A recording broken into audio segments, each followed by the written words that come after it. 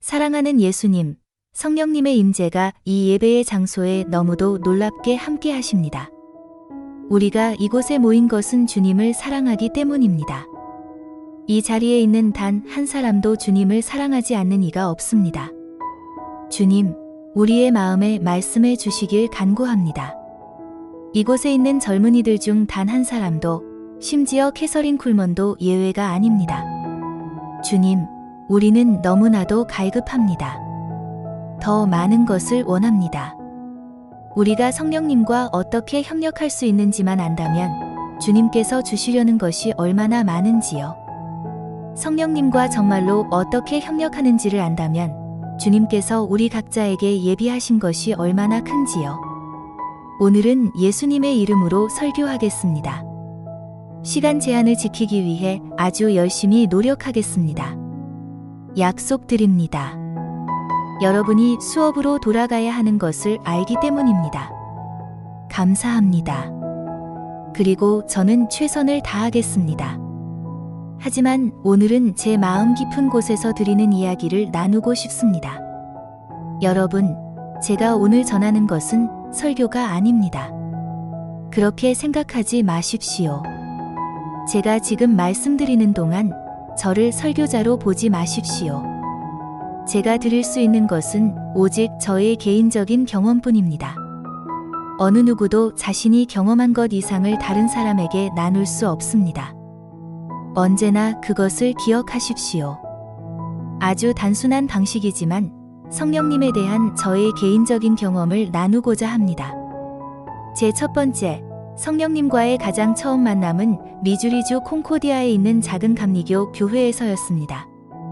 여러분이 제가 어디서 왔는지 알 수 있다면 얼마나 좋을까요? 콩코디아는 지도에도 잘 나오지 않는 작은 마을입니다.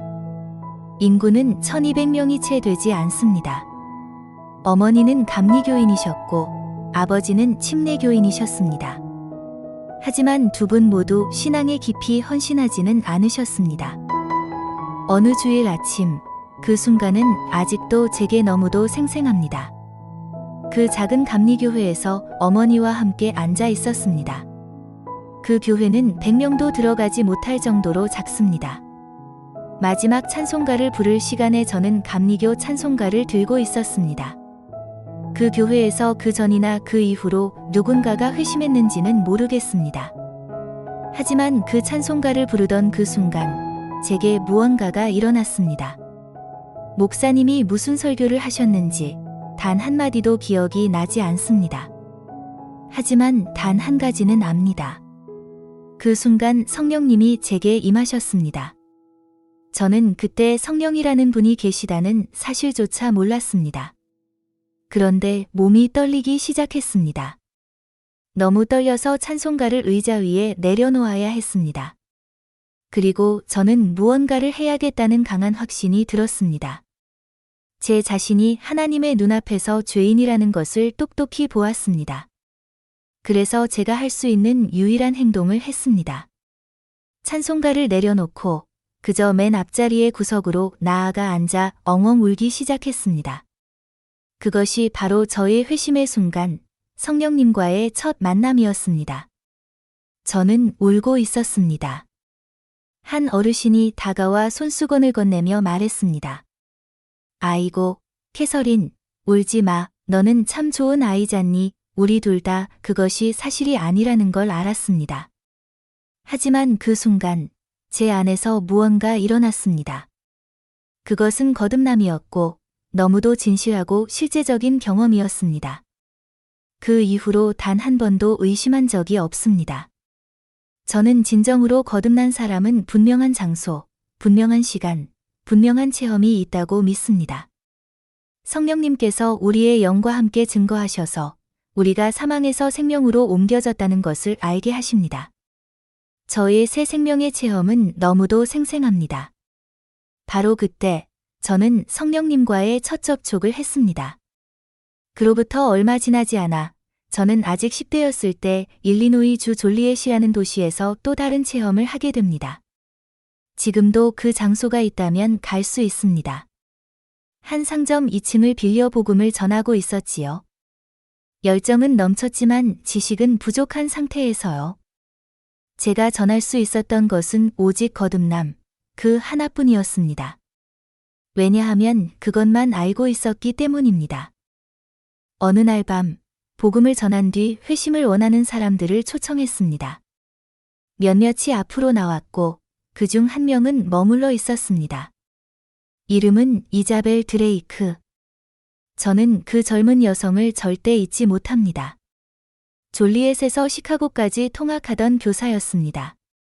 사람들이 모두 떠나고 조명도 대부분 꺼졌습니다.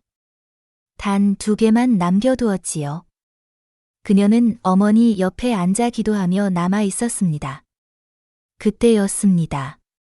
그 순간 진정한 기적이 일어났습니다.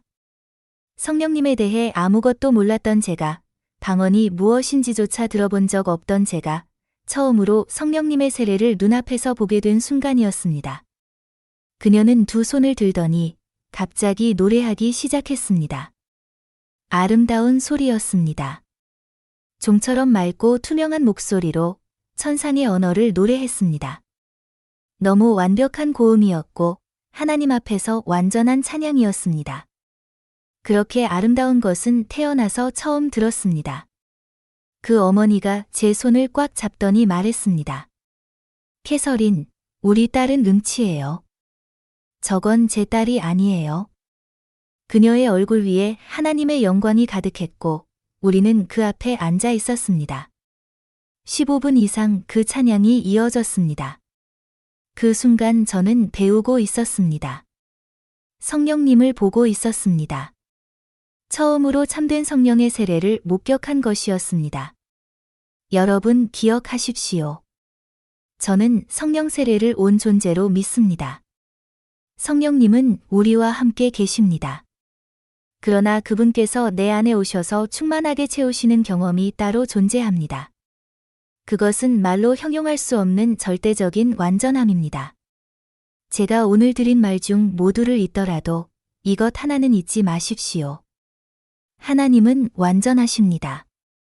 예수 그리스도는 완전하십니다. 성령님은 절대적 완전 그 자체입니다. 제가 오늘 여러분께 전하고자 하는 메시지는 매우 중요합니다. 이 진리를 깨닫고 나서 저의 삶은 완전히 달라졌습니다. 요즘은 성령님의 이름으로 너무 많은 잘못된 일들이 일어나고 있습니다. 방언 몇 마디를 말한다고 해서 성령님을 받은 것은 아닙니다. 성령 세례를 받았다고 주장하는 수많은 사람들이 실상은 한 번도 성령님을 진정으로 받은 적이 없습니다. 성령 세례는 가르칠 수 있는 기술이나 방법이 아닙니다. 요한은 이렇게 말했습니다. 나는 물로 세례를 주거니와 내 뒤에 오시는 이는 성령으로 너희에게 세례를 주시리라. 우리가 받는 모든 것은 예수님으로부터 옵니다. 방언도, 성령 세례도, 어떤 은사도 예수님을 통해서 옵니다. 며칠 전 오리건주 포틀랜드에서 한 작은 수녀님을 만났습니다. 그분은 성령의 역사에 대해 전혀 알지 못했습니다. 귀중한 피수도회 소속이었고 방언이나 성령 세례를 본 적도 들은 적도 없었습니다. 치유를 받았다고 말하며 무대에 올랐고 저는 자매님, 정말 감사합니다. 참 잘됐네요. 라고 말했습니다. 그리고 그녀는 몇 걸음 뒤돌아서다가 다시 돌아와 조용히 속삭였습니다. 저는 성령님을 너무 갈망해요. 그 순간 저는 손도 대지 않았고 기도도 하지 않았습니다. 하나님의 능력이 그녀를 감쌌고 땅에 쓰러지기도 전에 성령님께서 그녀를 완전히 사로잡으셨습니다. 아무도 그녀에게 방언을 가르치지 않았지만 그녀의 입술에서 천상의 언어가 흘러나왔습니다.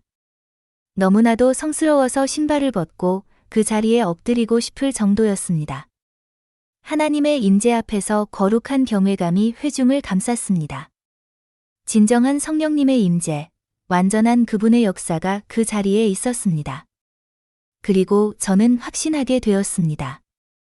지금 일어나는 이 일들은 젊은이들이여 그냥이 아닙니다. 하나님께서 마지막 시대의 모든 것을 회복하고 계십니다. 초대 교회에 있었던 모든 것이 다시 교회 안에 회복되고 있습니다. 그리고 그 일이 지금 빠르게 진행되고 있습니다. 저는 믿습니다. 여러분은 환난 전에 존재할 마지막 세대의 청년들입니다. 지금 이 시간, 이 예배당 안에 있는 여러분은 믿든 믿지 않든 마지막 청년 세대입니다. 저는 제 생명을 걸고 이 말을 드립니다. 이것은 단지 말씀이나 사상이 아닙니다. 하나님의 진리입니다. 성령님께서 지금 여러분을 사용하길 원하십니다. 대가를 치르면 하나님께서는 저에게 주신 모든 것을 여러분에게도 동일하게 주실 것입니다. 저는 결코 특별한 존재가 아닙니다. 하나님은 저에게만 무언가를 주신 분이 아닙니다. 하지만 솔직하게 말하겠습니다.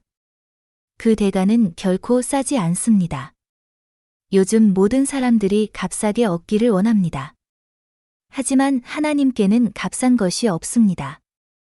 저는 수천 명 앞에서 기적이 일어나는 무대에 나가기 전 늘 두려움 속에 기도합니다. 저는 사탄을 두려워하지 않습니다. 사탄에게는 예수님이 사용하신 무기를 사용하면 됩니다. 기록되었으되 저는 어떤 사람도 두렵지 않습니다. 하지만 단 한 가지 두렵습니다. 성령님을 근심하게 하는 것, 그분이 떠나신다면 저는 다시는 무대에 서지 않을 것입니다. 여러분은 무대에서 영광과 기적만을 봅니다. 하지만 그 전에 들여진 눈물과 헌신의 대가를 보지 못합니다. 오늘 여러분께 단 하나의 질문을 드립니다. 당신은 무엇을 가장 원합니까? 하나님은 금그릇도 은그릇도 필요로 하지 않으십니다. 단지 깨끗한 그릇, 바로 여러분 자신을 원하십니다. 저는 타고난 재능이 아무것도 없었습니다. 오히려 그래서 저는 아무것도 내려놓는 것이 어렵지 않았습니다. 하지만 여러분은 어떤 재능을 포기하는 것이 더 어려울 수도 있습니다. 여러분 앞에는 십자가가 놓여 있습니다. 그것은 누구에게나 있습니다. 이제 그 십자가 앞에서 여러분은 결정을 내려야 합니다. 제가 제 결정을 내렸듯 여러분도 결정해야 합니다. 쉽지 않겠지만 그 대가는 크지만 질문은 단 하나입니다. 당신은 무엇을 가장 원합니까?